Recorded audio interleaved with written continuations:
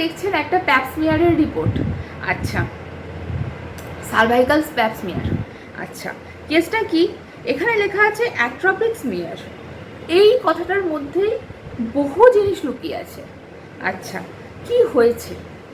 Atrophy হয়ে গেছে, hypertrophy, hyperplasia, atrophy, এসব কিছু আমাদের পড়ানো হয়েছিল। আচ্ছা, মানে সেলগুলো এখন আর কাজ করতে পারছে না, শুকিয়ে গেছে, তার কর্মক্ষমতা চলে গেছে। কেন হয়েছে? কেন হবে এইসব? আচ্ছা, এখনকার দিনে এনার বলে রাখি, এনার বহুদিন ধরে থাইরয়েডের সমস্যা, উনি ওষুধ খাচ্ছেন না নয়। এখনকার দিনে মেনোপজটা খুব কম মানুষেরই স্পন্টেনিয়াসলি ফ্লুয়েন্টলি হয়ে যায়। বেশিরভাগই হচ্ছে আর্টিফিশিয়াল মেনোপজ বা ইনডিউসড মেনোপজ।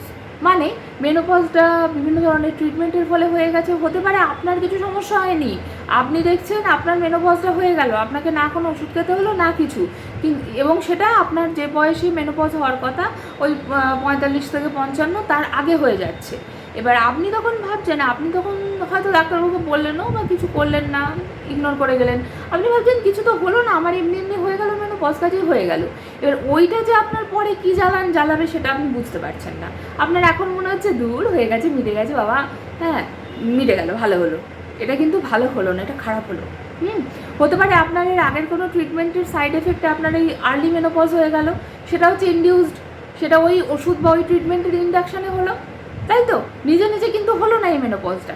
এনারও তাই, ইনি ভেবেছিলেন এনার মেনোপজ হয়ে গেল, নর্মালি হয়ে গেল, কিন্তু ওটা নর্মাল ছিল না, ওটা ওনার অন্য ট্রিটমেন্ট, অন্য ওষুধ, অন্য রোগের এফেক্টে হয়ে গেছে।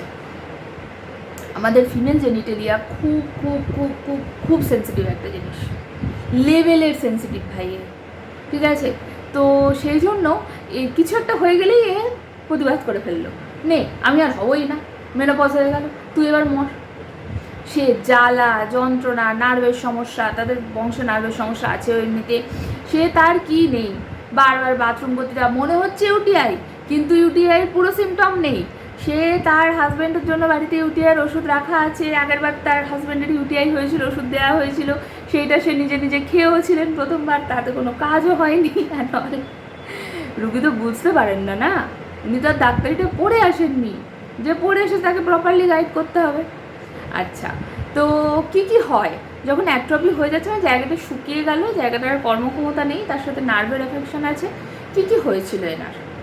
জ্বালা, আধ ঘন্টা অন্তর অন্তর ইউরিন পাস হচ্ছে, প্রত্যেকবার যাচ্ছেন প্রত্যেকবার ইউরিন হচ্ছে, উনি আবার জল খাচ্ছেন আবার ইউরিন হচ্ছে, এবং আমরা ওনাকে যেভাবে, মানে লোকে হসপিটালে ভর্তি হলেও এরকম দেখা হয় না যেভাবে আমরা এই অনলাইন চিকিৎসায় দেখি।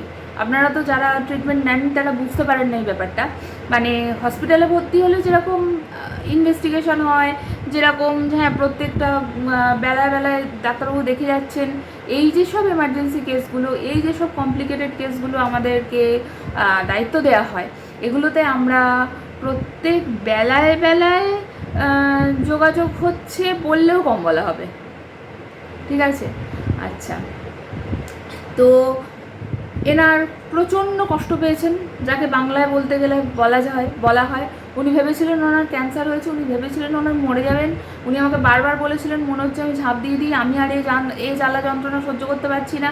হোমিওপ্যাথি থেকে গিয়ে উনি অ্যালোপ্যাথি ওষুধ খেয়েছেন, সেখানেও কিছু হচ্ছে না, সে একদম বিতিকিচ্ছিরি অবস্থা।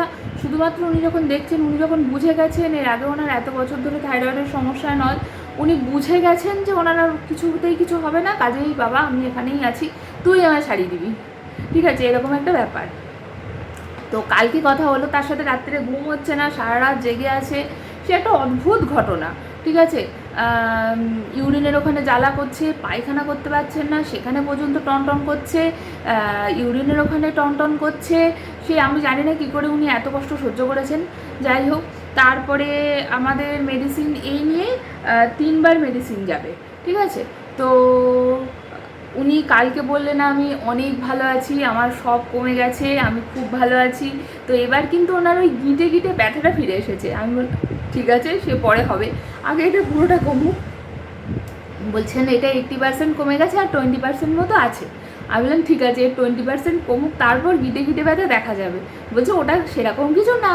আর না না ঠিক আছে, সে যা আছে সে হবে, আগে তো এটা পুরোটা কমুক। ঠিক আছে, খুব কষ্ট পেয়েছেন, কিন্তু এখন উপশম হয়েছে, ভালো আছেন, সুস্থ আছেন, এখন বাইরে বেরোতে পারছেন, লোকজনের সাথে কথা বলতে পারছেন। উনি তো আতঙ্কে বাড়ি থেকে বেরোতে পারতেন না, ঠিক আছে, উনি খুব কষ্ট পেয়েছিলেন। তো এখন যাই হোক ভালো আছে, সুস্থ আছে, আর কি চাই। আপনাদেরও যদি দেখেন যে কারোর এই ধরনের, ওই জন্য বলি যে এই ফিমেল জেনিটালিয়াটা বা আমাদের যে রিপ্রোডাক্টিভ সিস্টেম, এটা খুব সাংঘাতিক, খুব সেন্সিটিভ জিনিস। কারোর কোনো সমস্যা হলে নিজে নিজে কিছু না করে, ভুলভাল কিছু না করে যোগাযোগ করবেন, ঠিক আছে? ভালো থাকুন, সুস্থ থাকুন, বাই।